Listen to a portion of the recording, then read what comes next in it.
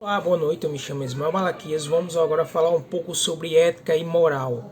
Apesar de ambos os conceitos serem parecidos, muitas pessoas confundem. É a moral que norteia o comportamento dos indivíduos perante uma sociedade.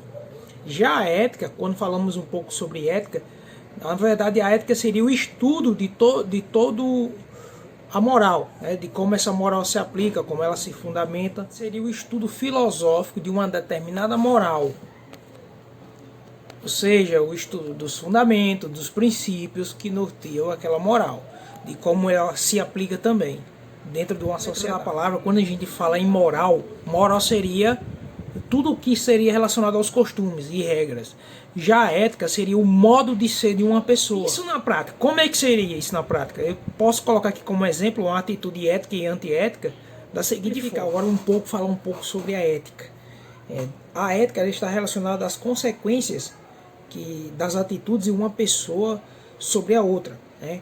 Vamos colocar aqui como exemplo na prática uma atitude ética dentro de uma sala de aula. O professor que não comenta, não comenta, não conversa,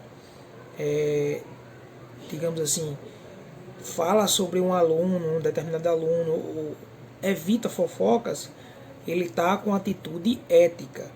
Um professor que ele, dentro da sala de aula, ele não comenta sobre os outros professores, fala de outros professores, ele está numa atitude ética.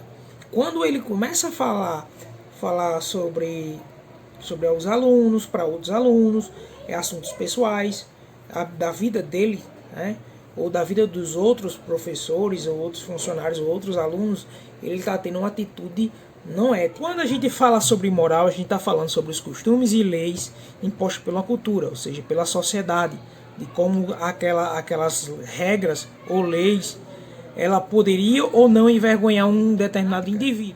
Quando a gente pensa na sala de aula, a gente fala, digamos, o aluno quando ele cola, né, aquilo ali seria uma atitude não moral, né?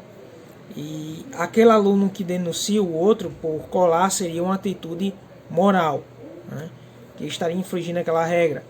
Ou dentro até mesmo de uma sala de aula, quando alguém percebe, vê ao chão uma nota, e a pessoa toma uma atitude moral de pegar aquela nota e procurar o dono, né?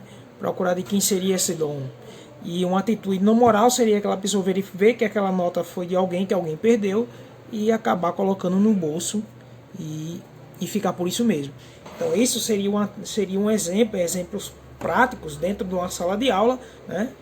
Em atitudes éticas e não éticas, moral e não moral. Até a próxima.